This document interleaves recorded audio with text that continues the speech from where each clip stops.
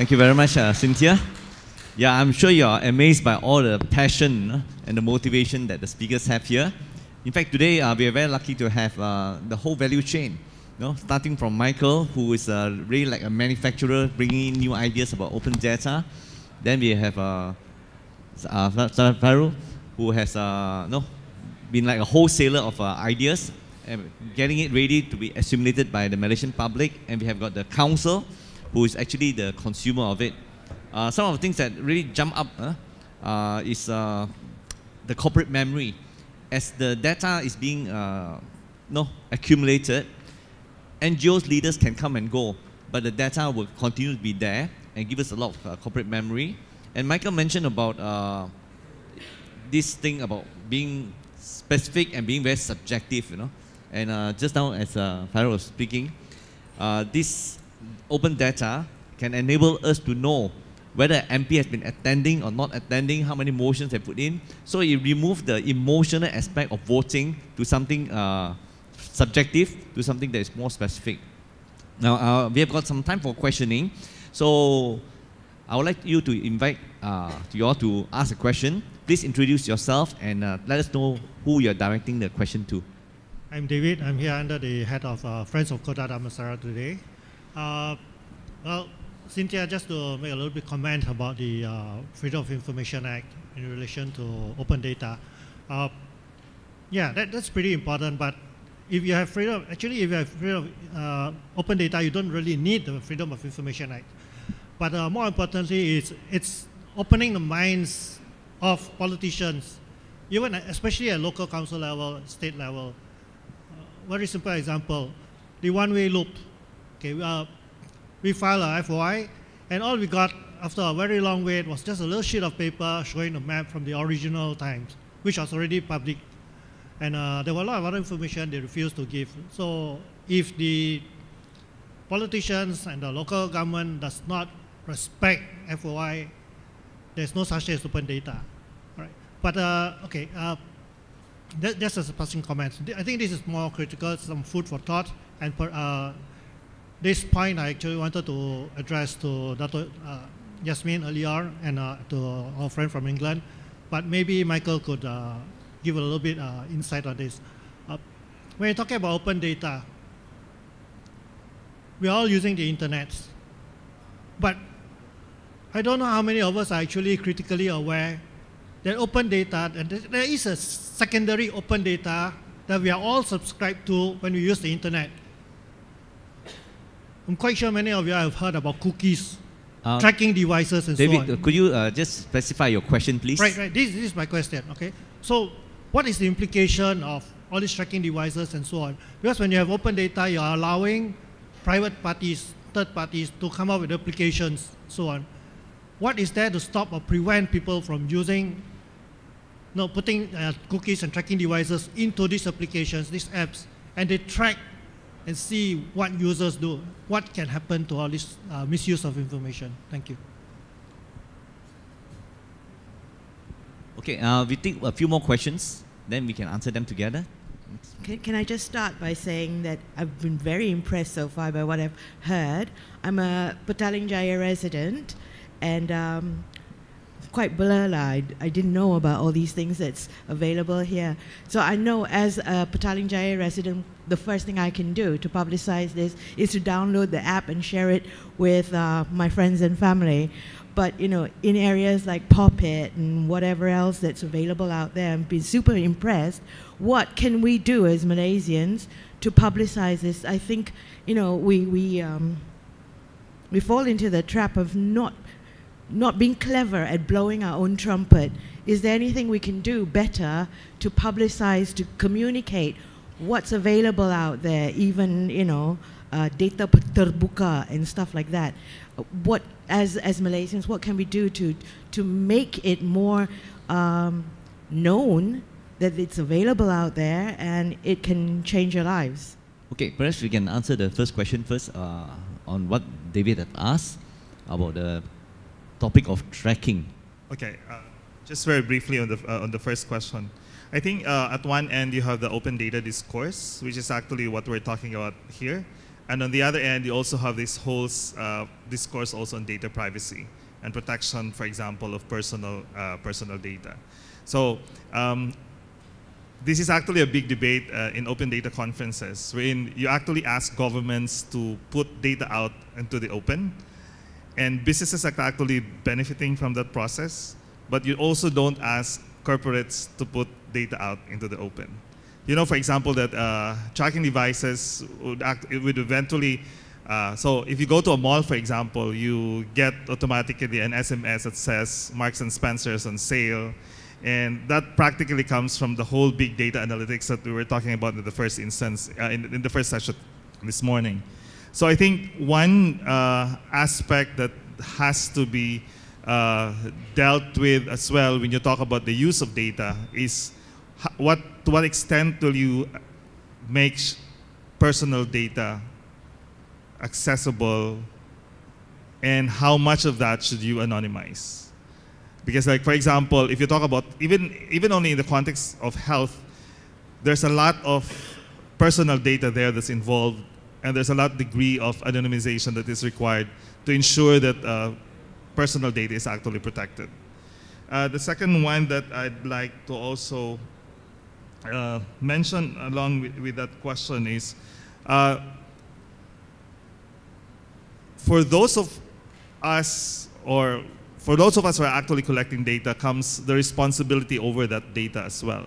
So, for example, last April there was this forum in Manila, which was hosted by Access, and the question there was, what's the extent of liability on the part of intermediaries, for example, who are passing on data from one to the other? So I think that's a discussion that has to be made, in as much as, again, going back to the point that for those of us who are collecting data and essentially curating it, lies also the responsibility to make sure that we're not actually endangering people's lives at one end. I'd just like to answer on the privacy part. Actually, it's on, right? Yeah. It's a bit hard because you could actually have an entire session on digital privacy, and that's more my area of my colleague Ziming in the back. But I'd just like to share more information on people that are not aware.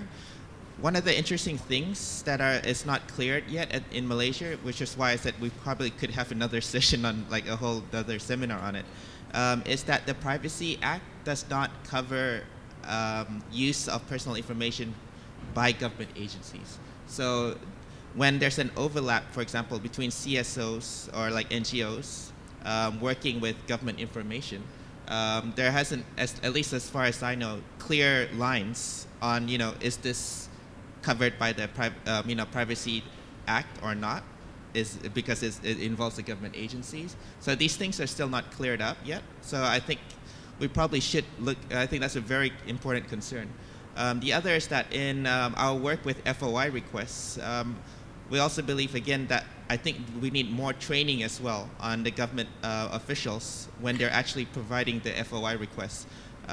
We've actually got a couple of FOI requests that have not had any data redacted, and they just emailed it to us, assuming that it will not be shared by us to anybody else. So I think those concerns are very serious, and in a rush for us all to be more open and transparent, that we actually might have to take a step back and probably include issues of digital privacy with regards to open data, and highlight that as a problem that needs to also be resolved soon. Just to comment from a local council perspective, my take is there are enough laws in Malaysia that restrict and prevent information from being shared.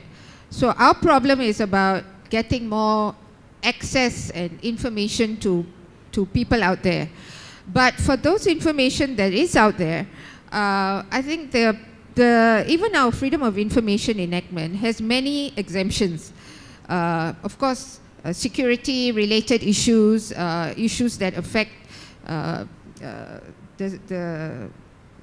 for example, the security and has impact on other people's well-being and interests may need to be properly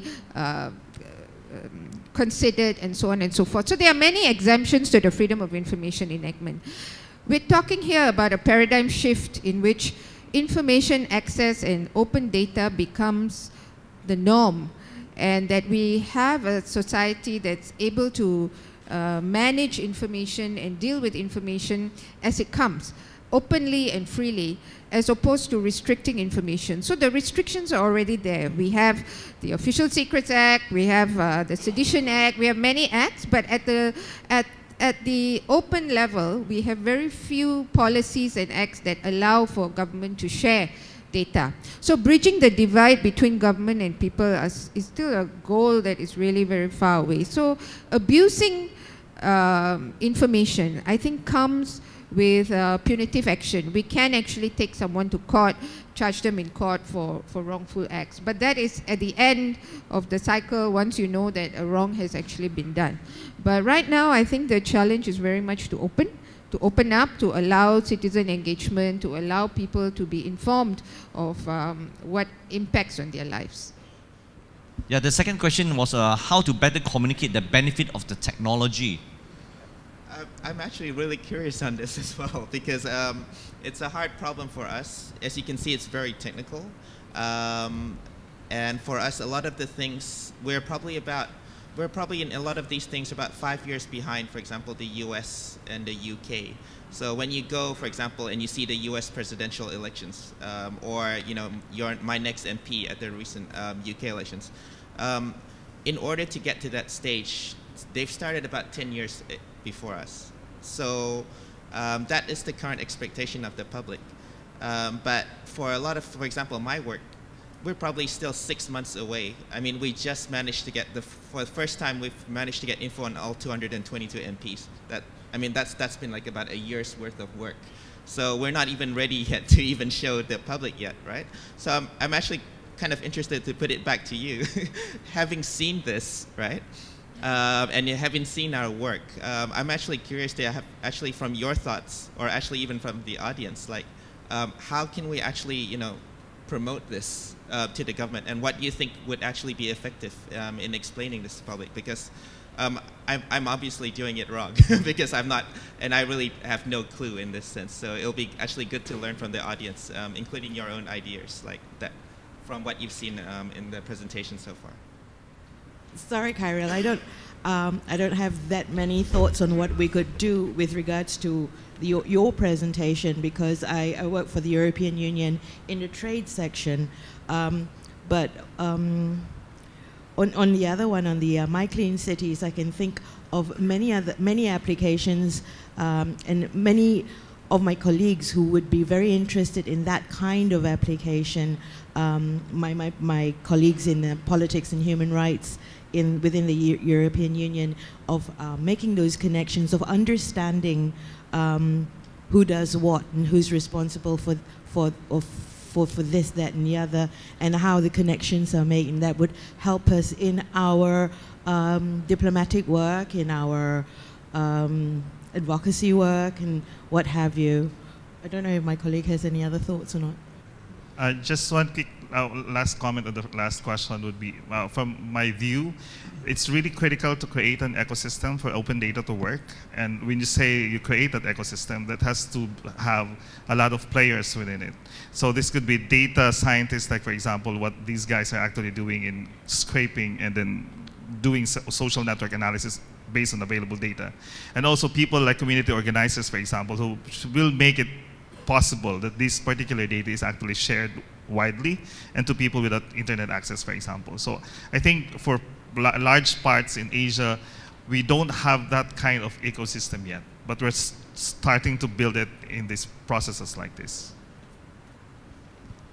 All right, I think we are running out of time now. Any last words from the panel speakers? Cynthia? Right. Thank you very much for your kind attention. I'm sure we appreciate what you have presented. Can we give them a show of appreciation? Thank you, and hand it back to the MC.